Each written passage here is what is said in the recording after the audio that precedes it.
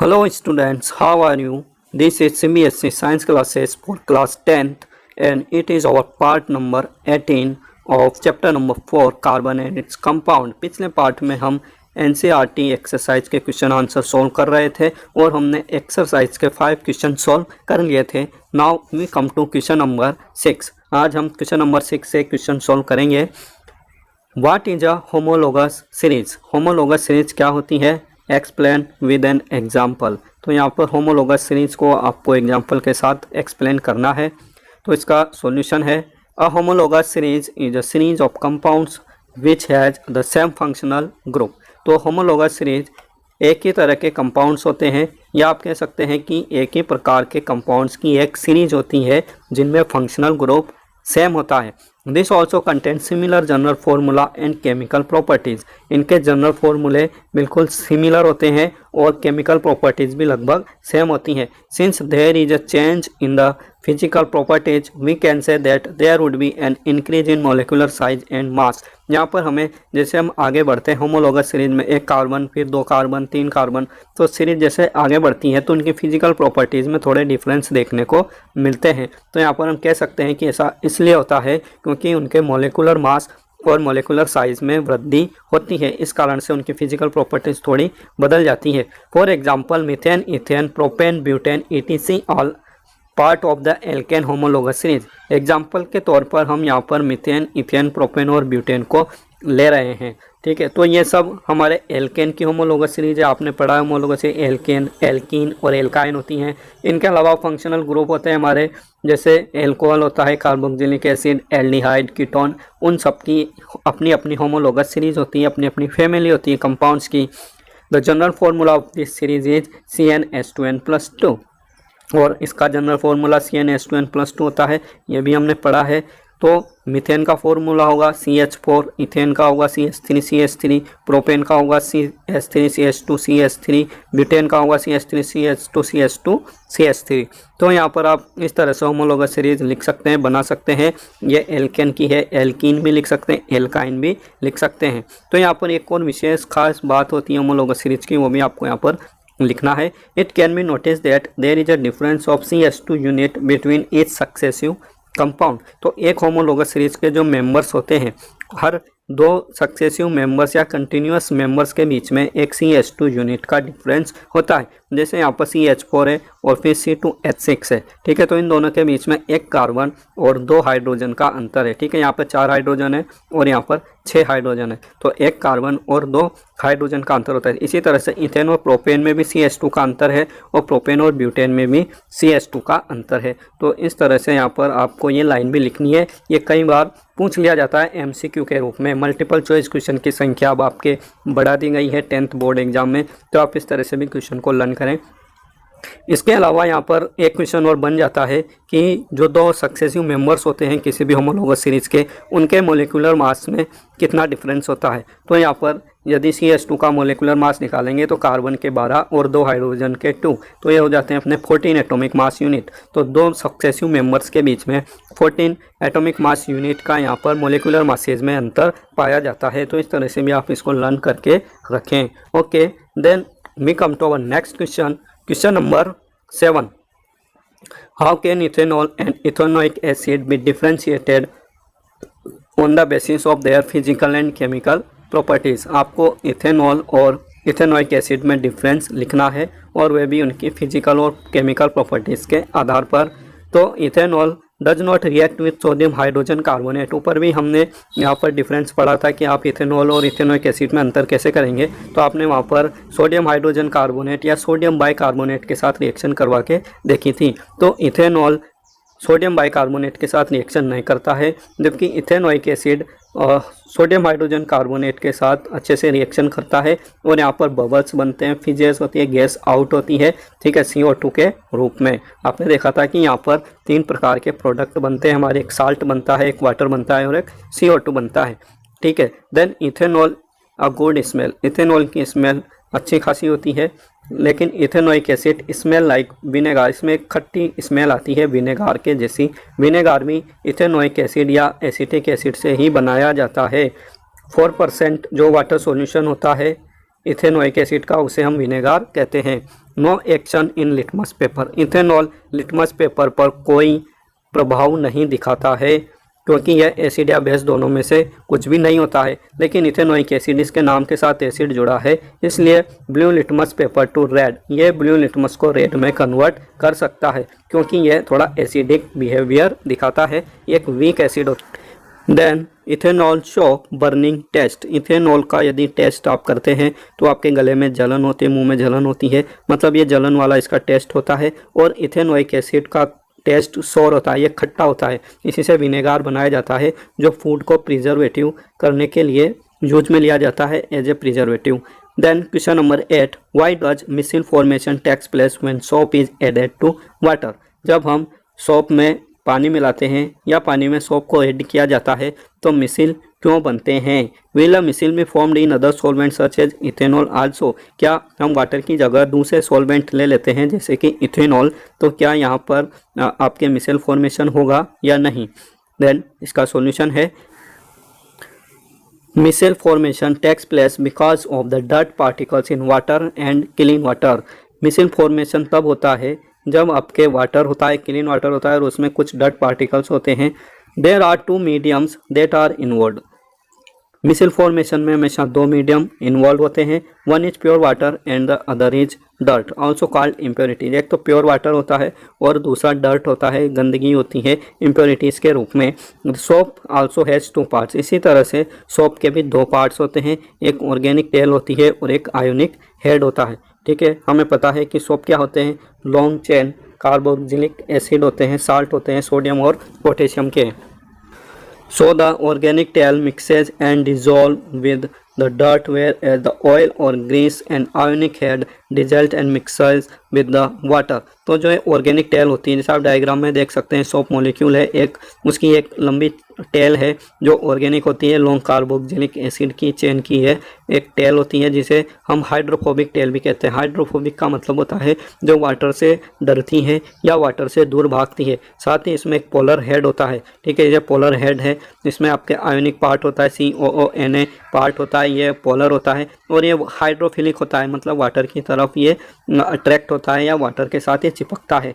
तो जो organic tell होती है वह डर्ट पार्टिकल के साथ मिक्स हो जाती है क्योंकि आपके डर्ट ज़्यादातर ऑयल या ग्रीस से होते हैं और वे भी ऑर्गेनिक होते हैं, तो ऑर्गेनिक को डिजोल्व करता है। तो इस तरह से यहाँ पर जो टेल होती है वह डर्ट के साथ चिपक जाती है और जो आयनिक हेड होता है वह वाटर के साथ डिजोल्व होता है या वाटर के साथ चिपक जाता है। Therefore when the material to be clean is removed from the water, तो जब हम जिस मटेरियल को, जिस कपड़े को हम धोना चाहते हैं, जब हम उसे पानी के साथ डालते हैं या पानी के बाहर निकालते हैं, the dirt is taken of by the soap molecules in the water. तो जो डर्ट मॉलिक्यूल्स होते हैं वह वाटर में ही रह जाते हैं क्योंकि यहाँ पर मिसेल फॉर्मेशन हो चुका है। ठीक है, इस तरह से मिसेल फॉर्मेशन होती है और लगभग सोप के 100 molecule 100 molecules of soap aggregate the dirt particle. ये डर्ट पार्टिकल को घेर लेते हैं और इस तरह से कई सारी मिसेल्स वहाँ पर बन जाती हैं जो कि सारी क्या होती हैं, आपस में पोलर होती हैं और ये एक दूसरे को रिपल्स करती हैं और कपड़े से ये ग्रीस या ऑयल पार्टिकल को या डर्ट पार्टिकल को हटा देती है। Hence the soap cleans by forming close structures by the mutual repulsion of the micelle. इस तरह से सोप क्लोज स्ट्रक्चर बनाता है और जिनमें क्या होता है, म्यूचुअल रिपल्सन होता है। ये बहुत सारे मिसल्स यहाँ पर बन जाएंगे, उनके बीच में क्या होगा, आपस में म्यूचुअल रिपल्सन होगा, जिस कारण से ये जो डर्ट पार्टिकल है ये वाटर में ही रह जाते हैं और आपका जो कपड़ा है वह क्लीन होकर बाहर आ जाता है। इस तरह से आपको यहाँ पर लिखना है कि किस तरह से मिसेल फॉर्मेशन होती है और साथ में यहाँ पे आपको ये भी लिखना है, क्वेश्चन और इसमें था कि इन अदर सॉल्वेंट इथेनॉल में भी क्या इस तरह से मिसेल बनेगी, तो इथेनॉल में ऐसी मिसेल नहीं बनेगी। ठीक है, आपको सिंपली यही लिखना है कि इथेनॉल में ऐसी मिसेल्स नहीं बनती है। Then question number 9, Why are carbon and its compound used as fuel for most applications?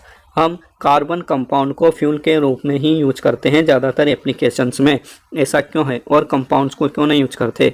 Carbon and its compound use as fuels for most application for they have high calorific values and give out a lot of energy. हम हमेशा ऐसे fuel को use करते हैं। हमने पहले ideal fuel और good fuel के बारे में पढ़ा है 8th 9th क्लास में। तो गुड फ्यूल या आइडियल फ्यूल क्या होते हैं, ऐसे फ्यूल जो हमें ज़्यादा एनर्जी देते हैं, जो सस्ते होते हैं, आसानी से उपलब्ध होते हैं, जिनकी कैलोरीफिक वैल्यू ज़्यादा होती है और वो ज़्यादा एनर्जी देते हैं। तो ऐसा फ्यूल कौन है, हमारे कार्बन के कंपाउंड्स हैं, ठीक है। जो ऑर्गेनिक कंपाउंड्स होते हैं कार्बन के, वे सभी हमें अच्छी मात्रा में एनर्जी देते हैं। Most of the carbon compounds give a lot of heat and light when burn in air. तो ज़्यादातर कार्बन के कंपाउंड हमें ज़्यादा हीट और ज़्यादा लाइट देते हैं, इसलिए हम ज़्यादातर कार्बन कंपाउंड्स को ही फ्यूल के रूप में यूज करते हैं। Then question number 10, explain the formation of scum when hard water is treated with soap. हमने पढ़ा था कि यदि सोप को हार्ड वाटर के साथ अप्लाई किया जाए, यानी कि खारा पानी जिसके अंदर पोटेशियम, मैग्नीशियम और कैल्शियम के साल्ट होते हैं, ऐसे वाटर को हम हार्ड वाटर कहते हैं। तो हार्ड वाटर में सोप अच्छे से झाग नहीं देता है और वहाँ पर स्कम फॉर्मेशन होता है, कपड़े पर समेत सफ़ेद कलर की एक पपड़ी जम जाती है, ठीक है। तो हम उसे स्कम कहते हैं। तो ऐसा क्यों होता है। Scum is produced from reaction of hard water with soap. Scum hard water की सोप के साथ रिएक्शन होने के कारण प्रोड्यूस होता है। Calcium and magnesium present in the hard water form an insoluble precipitate. जो कैल्शियम और मैग्नीशियम होते हैं हार्ड वाटर के अंदर, वे एक इनसोल्यूबल प्रेसिपिटेट बना लेते हैं, एक अघुलनशील अवक्षय बना लेते हैं। That stick as a white which is also called as scum, जो कि कपड़ों के ऊपर एक वाइट लेयर के रूप में चिपक जाता है और जिसे ही हम स्कम कहते हैं। तो यहाँ पर आपने ये तो एक्सप्लेन कर दिया, अब यहाँ पर रिएक्शन भी आपको लिखनी है। जैसे कि ये आपका कैल्शियम का साल्ट होगा कोई, तो हमने यहाँ पर सिर्फ कैल्शियम लिखा है आयोनिक फॉर्म में Ca2+ के रूप में, और ये आपका सोप का मॉलिक्यूल है RCOONA। R का मतलब होता है यहाँ पर कार्बन की लंबी चेन, ठीक है। इसमें 17, 18, 20, 21 कितने भी कार्बन के मॉलिक्यूल्स या कार्बन के एटम हो सकते हैं, ठीक है। तो ये आपके सोप का मॉलिक्यूल है और ये Ca+ हार्ड वाटर में उपस्थित कैल्शियम आयन है। तो ये इससे रिएक्शन कर लेगा और RCOOCA क्या बन जाएगा, यहाँ पर एक स्कम या प्रेसिपिटेट बन जाएगा वाइट कलर का, और साथ में सोडियम आयन जो होते हैं ये अलग हट जाते हैं, ठीक है। तो इस तरह से यहाँ पर स्कम फॉर्मेशन होती है और ये कपड़ों पर चिपक जाता है। यहाँ पर गंदगी हटने की बजाय और ज़्यादा उनसे चिपक जाती है कपड़ों से। इसी तरह से मैग्नीशियम के आयन होंगे तो वह भी क्या करेंगे, सोडियम को रिप्लेस कर देंगे और RCOMg के रूप में यहाँ पर जुड़ जाएंगे। तो ये बन जाएगा आपके मैग्नीशियम का साल्ट और ये भी स्कम के रूप में यहाँ पर चिपक जाता है। इसी तरह से पोटेशियम या अन्य आयंस भी यहाँ पर स्कम फॉर्मेशन करते हैं। तो आपको अच्छे से समझ में आ गया होगा आई थिंक कि स्कम फॉर्मेशन कैसे होती है। Now question number 11, What change will you observe if you test soap with litmus paper red and blue? तो यहाँ पर बहुत सिंपल क्वेश्चन है।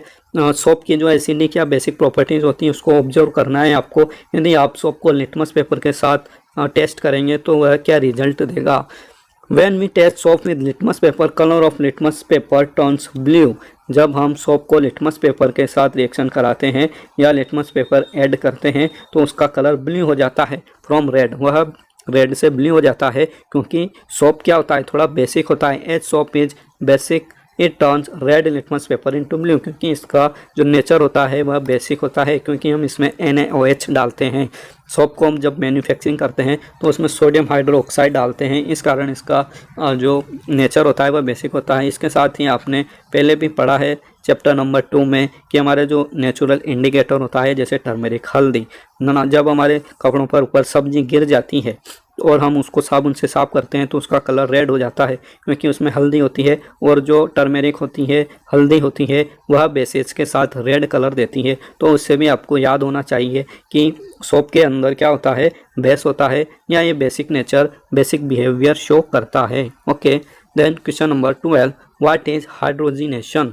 हाइड्रोजिनेशन क्या है, what is its industrial application. ये आपके लिए बहुत इंपॉर्टेंट क्वेश्चन है एक, ठीक है। एडिशन रिएक्शन में हमने पढ़ा था हाइड्रोजिनेशन को कि हाइड्रोजिनेशन क्या होता है। एडिशन रिएक्शन का एक प्रकार है, ठीक है। तो हाइड्रोजिनेशन के इसके नाम से ही पता चल रहा है कि इसमें हाइड्रोजन जुड़ेगा, ठीक है।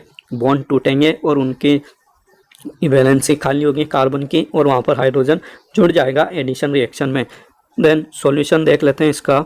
हाइड्रोजिनेशन इज अ प्रोसेस और a chemical reaction between hydrogen and other compound. Hydrogenation एक प्रोसेस है, केमिकल रिएक्शन है जिसमें हाइड्रोजन अदर कंपाउंड से या अदर जो अनसेचुरेटेड हाइड्रोकार्बन्स होते हैं उनके साथ रिएक्शन करता है। It is usually done in the presence of catalyst, और यह जनरली कैटालिस्ट उत्प्रेरक की प्रेजेंस में ही रिएक्शन करते हैं। फॉर एग्जांपल निकिल, पैलेडियम और प्लेटिनम। और कैटालिस्ट के रूप में आप क्या यूज करते हैं, निकिल, पैलेडियम और प्लेटिनम। और आपको पता है कैटालिस्ट क्या होते हैं, कैटालिस्ट ऐसे कंपाउंड होते हैं जो कि किसी भी रिएक्शन की रेट को बढ़ा देते हैं, मतलब जो रिएक्शन बहुत धीरे धीरे होती है वह तीव्र गति से होने लगती हैं और ये रिएक्शन में अप्रभावित रहते हैं, मतलब जैसे हम इनको डालते हैं उसी अवस्था में वापस निकाल लेते हैं। Hydrogenation is used mainly to convert unsaturated organic compounds to saturated hydrocarbons. तो हमने हाइड्रोजिनेशन रिएक्शन को अनसेचुरेटेड हाइड्रो ऑर्गेनिक कंपाउंड्स को सेचुरेटेड हाइड्रोकार्बन्स में बदलने के लिए यूज किया है हमेशा। इसको एडिशन रिएक्शन में भी हमने पढ़ा था कि जो अनसेचुरेटेड हाइड्रोकार्बन्स होते हैं, मतलब जिनमें डबल बॉन्ड या ट्रिपल बॉन्ड होते हैं, उनको हम अनसेचुरेटेड हाइड्रोकार्बन कहते हैं। तो इनमें जब ये बॉन्ड टूटेगा तो कार्बन की वैलेंसी यहाँ पर क्या हो जाएगी, फ्री हो जाएगी। एक एक इलेक्ट्रॉन दोनों कार्बन के फ्री हो जाएंगे, तो वे एक एक इलेक्ट्रॉन हाइड्रोजन के साथ रिएक्शन कर सकते हैं, हाइड्रोजन के साथ बॉन्डिंग कर सकते हैं। और आप देख सकते हैं ये डबल बॉन्ड यहाँ पर टूटता है और इसकी जगह दो हाइड्रोजन यहाँ पर आकर जुड़ जाते हैं, क्योंकि कार्बन की दो वैलेंसी यहाँ पर फ्री हो जाती है। तो आपको याद रखना है कि यहाँ पर आपको कैटालिस्ट निकिल भी डालना है और इसको गर्म करना है मिक्सचर को 473 केल्विन पर। तो इस तरह से आपकी जो रिएक्शन होगी उसे आप कहेंगे हाइड्रोजिनेशन, मतलब हाइड्रोजन का जुड़ना। और ये रिएक्शन सिर्फ अनसेचुरेटेड हाइड्रोकार्बन ही शो करते हैं, क्योंकि एक प्रकार की एडिशन रिएक्शन है। दूसरे एग्जाम्पल के रूप में आप इथाइन को ले सकते हैं, और इथाइन को आपने हाइड्रोजन के साथ मिक्स किया, वही निकिल, और इसको टेम्परेचर दिया 473 केल्विन। तो यहाँ पर ये जो इथाइन है वह इथेन में कन्वर्ट हो जाता है। Triple bond converted into single bond, यानी यहाँ पर दो हाइड्रोजन दोनों तरफ कार्बन के साथ जुड़ जाते हैं, क्योंकि ट्रिपल बॉन्ड जब टूटेगा तो यहाँ पर दो इलेक्ट्रॉन दोनों कार्बन के रिलीज हो जाएंगे, तो दोनों कार्बन दो हाइड्रोजन के साथ जुड़ जाते हैं। तो इस क्वेश्चन को और दूसरे तरीके से भी पूछ लिया जाता है कि how can you convert unsaturated hydrocarbon to saturated hydrocarbon. आप अनसेचुरेटेड हाइड्रोकार्बन को सेचुरेटेड में कैसे कन्वर्ट कर, या फिर ऐसे भी पूछ लिया जाता है कि आप प्रोपीन को प्रोपेन में कैसे कन्वर्ट करोगे, इथाइन को इथेन में कैसे कन्वर्ट करोगे, या इसको कन्वर्ट करने के लिए कौन से कैटालिस्ट का यूज करते हैं। तो इस तरह से छोटे छोटे क्वेश्चन भी यहाँ पर बन सकते हैं। ये बहुत इंपॉर्टेंट क्वेश्चन है, कई बार एग्जाम्स में आ चुका है, आप इसको अच्छे से लर्न कर लें। Then we come to our next question, question number 13. Which of the following hydrocarbons undergo addition reaction? तो ये हमने जैसे ऊपर एडिशन रिएक्शन पढ़ी थी अभी, तो उसमें पढ़ा था कि जो अनसेचुरेटेड हाइड्रोकार्बन होते हैं वही एडिशन रिएक्शन दिखाते हैं। तो यहाँ पर आपको एग्जांपल दिया गया है C2H6, ये आपके इथेन है, C3H8 ये आपके प्रोपेन है, C3H6 ये प्रोपीन है, C2H2 ये आपके इथाइन है, और CH4 ये मीथेन है। तो इनमें आपको पहचानना होगा कि कौन अनसेचुरेटेड है और कौन सेचुरेटेड है, तभी आप लिख पाएंगे कि कौन एडिशन रिएक्शन देगा और कौन नहीं देगा। तो ये भी बहुत सिंपल क्वेश्चन है, लेकिन कंसेप्ट बेस है। अगर आपको पता है कि कंसेप्ट क्या है कि एडिशन रिएक्शन अनसेचुरेटेड हाइड्रोकार्बन ही देते हैं, तभी आप इस क्वेश्चन को सॉल्व कर पाएंगे। अदरवाइज आप सभी जो भी यहाँ पे कंपाउंड्स दिए गए हैं सभी में हाइड्रोजन आप जोड़ देंगे। तो सॉल्यूशन है इसका unsaturated hydrocarbons undergo addition reaction. तो सिर्फ अनसेचुरेटेड हाइड्रोकार्बन ही एडिशन रिएक्शन देते हैं, जैसे यहाँ पर C3H6 and C2H2 are unsaturated hydrocarbon. यहाँ पर प्रोपीन और इथाइन ये दोनों क्या है, अनसेचुरेटेड हाइड्रोकार्बन है, तो यही सिर्फ क्या देंगे, एडिशन रिएक्शन देंगे। Okay, then question number 14. Give a test that can be used to differentiate between saturated and unsaturated hydrocarbon. तो यहाँ पर आपको एक टेस्ट करके दिखाना है जिससे आपको सेचुरेटेड और अनसेचुरेटेड हाइड्रोकार्बन्स में अंतर पता चल सके, मतलब आपको केमिकली यहाँ पर सेचुरेटेड और अनसेचुरेटेड हाइड्रोकार्बन्स में डिफरेंस करना है। ठीक है, तो इन दोनों में अंतर करने के लिए या दोनों का पहचान करने के लिए आप क्या केमिकल यूज करेंगे, तो ये होता है हमारा ब्रोमीन वाटर टेस्ट। ठीक है, इस टेस्ट को हम कहते हैं bromine water test. It is used to differentiate between the unsaturated compounds like alkenes and alkynes and the saturated compound. Bromine water test आपके अनसेचुरेटेड और सेचुरेटेड हाइड्रोकार्बन्स में डिफरेंस करने के लिए, पहचानने के लिए यूज किया जाता है। For this purpose bromine is use in the form of bromine water. तो इस पर्पज के लिए ब्रोमीन जो कि आपका एक हेलोजन है, इसको यूज किया जाता है। और जैसे अभी मैंने बताया कि जो ब्रोमीन होते हैं, हेलोजन्स होते हैं या हाइड्रोजन होते हैं, ये एडिशन रिएक्शन शो करते हैं। और एडिशन रिएक्शन हमेशा कौन शो करता है? अनसेचुरेटेड हाइड्रोकार्बन शो करते हैं। तो यदि यहाँ पर अनसेचुरेटेड हाइड्रोकार्बन होगा तो ब्रोमीन उससे जुड़ जाएगा, अन्यथा वह नहीं जुड़ेगा। तो ये भी एडिशन रिएक्शन पर बेस्ड क्वेश्चन है। तो आपने यहाँ पर देखा कि 3 क्वेश्चन लगातार एडिशन रिएक्शन के ऊपर आ रहे हैं, इसलिए ये काफ़ी इंपॉर्टेंट आपके क्वेश्चन बन जाते हैं। Bromine water has a red brown colour due to presence of bromine in it. Bromine का कलर रेड होता है, तो इसी कारण से ब्रोमीन वाटर भी रेड ब्राउन कलर का हमें दिखाई देता है, लाल लाल भूरे भूरे रंग का। When bromine water is added to an unsaturated compound, then bromine gets added to the unsaturated compound and the red brown color of bromine water is discharged. तो जब हम ब्रोमीन वाटर को अनसेचुरेटेड कंपाउंड के साथ जोड़ेंगे तो bromine उसके साथ जुड़ जाएगा, डबल बॉन्ड या ट्रिपल बॉन्ड जो भी होगा वह टूट जाएगा और ब्रोमीन वहाँ पर अनसेचुरेटेड हाइड्रोकार्बन के साथ जुड़ने के कारण जो रेड ब्राउन कलर होगा ब्रोमीन वाटर का वह खत्म हो जाएगा, डिस्चार्ज हो जाएगा, मतलब रेड ब्राउन कलर हमें दिखाई नहीं देगा। So if an organic compound decolorizes bromine water, then it will be an unsaturated hydrocarbon. तो यदि कोई ऑर्गेनिक कंपाउंड ब्रोमीन वाटर को डीकलराइज कर देता है, रेड ब्राउन से वह उसको कलरलेस कर देता है, तो ऐसा कंपाउंड क्या होगा? आपका अनसेचुरेटेड हाइड्रोकार्बन होगा जिसके अंदर डबल बॉन्ड या ट्रिपल बॉन्ड होता है। But saturated hydrocarbons alkanes do not decolourise bromine water. लेकिन जो आपके सेचुरेटेड हाइड्रोकार्बन होते हैं वे ब्रोमीन वाटर को डीकलराइज नहीं कर सकते। तो यहाँ पर ये अंतर करने के लिए बहुत अच्छी एक रिएक्शन है। Bromine water test is performed to differentiate between the unsaturated compounds like alkenes and alkynes. तो जो ब्रोमीन वाटर होता है यह अनसेचुरेटेड और सेचुरेटेड हाइड्रोकार्बन्स में डिफरेंस करने के लिए यूज किया जाता है। Bromine water is added to an unsaturated hydrocarbon, red brown colour of bromine solution is discharge. So if there is discolouration then the compound will be an unsaturated hydrocarbon. तो इस तरह से आप इसको लिख सकते हैं और आप चाहें तो केमिकल रिएक्शन भी यहाँ पर लिख सकते हैं। Okay, now we come to the last question of our exercise and this chapter.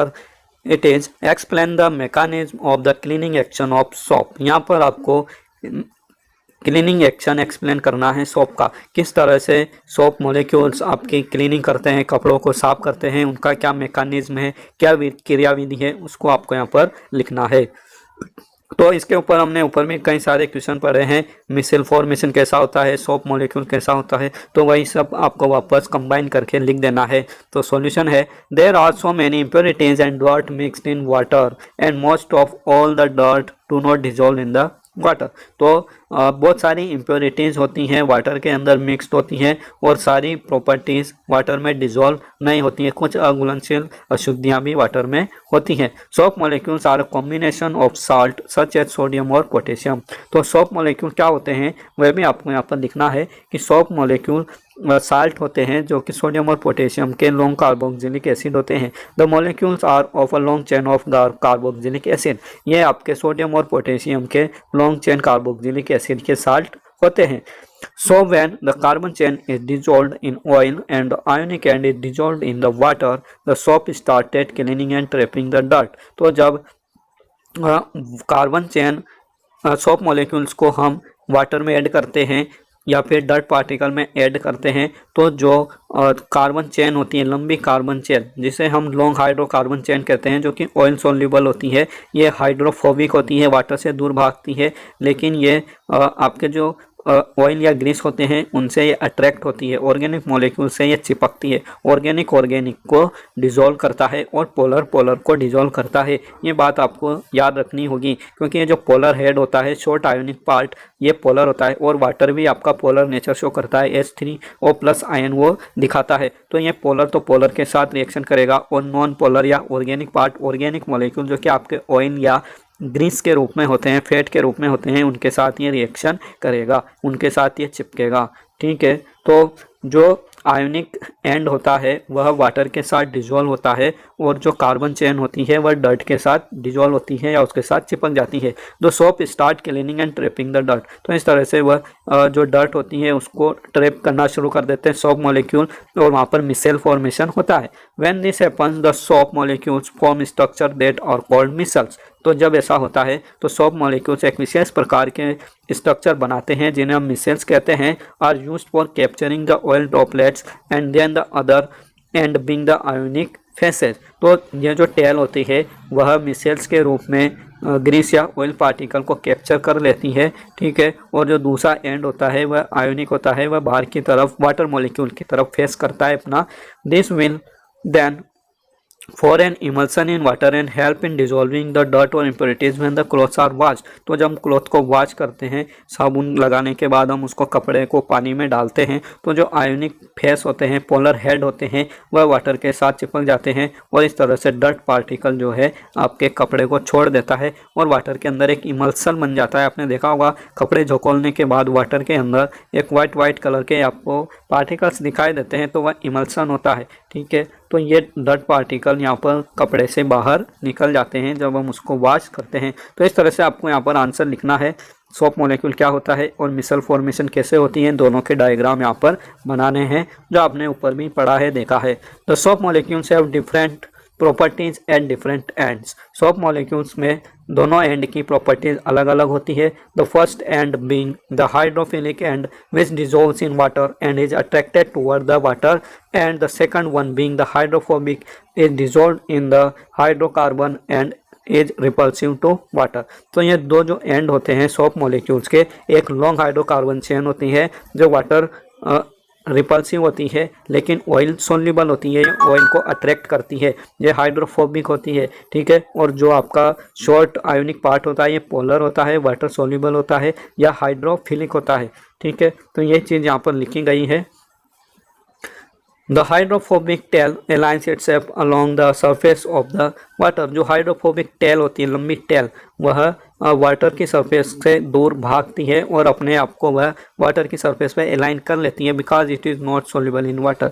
और ये सोल्यूबल नहीं होते हैं वाटर में, इसलिए ये वाटर की सरफेस से दूर भागते हैं और अपने आप को वाटर की सरफेस पर ये जमा कर लेते हैं और इस तरह से आपकी जो है डर्ट मॉलिक्यूल या डर्ट पार्टिकल कपड़े से अलग हो जाता है। तो आप इसको जैसे आपके समझ में आता है अपनी लैंग्वेज में भी लिख सकते हैं और आपको यहाँ पर ये सोप मॉलिक्यूल का और मिसिल का जरूर डायग्राम बनाना है, ठीक है। सोप मॉलिक्यूल का और मिसिल का डायग्राम जरूर बनाएं आप, तो आपको एक्सप्लेन करने में यहाँ पर हेल्प होगी। और जो कुछ टर्म्स होते हैं जैसे hydrophobic tell, polar head group, ionic part, hydrophilic part, है ना, लॉन्ग कार्बोक्सिलिक टेल, तो इस तरह के टर्म्स आप याद करके रखें। कौन हाइड्रोफिलिक होता है, कौन हाइड्रोफोबिक होता है, इनको अच्छे से लर्न कर लें तो आप इसको आसानी से एक्सप्लेन कर पाएंगे। और ये भी आपके लिए एक बहुत इंपॉर्टेंट क्वेश्चन है, कई बार बोर्ड एग्जाम्स में इसको पूछा जाता है। It is one of the most important question of this chapter. Okay, तो आप इसको अच्छे से लर्न कर लें। Okay, best of luck for your exam. Thanks.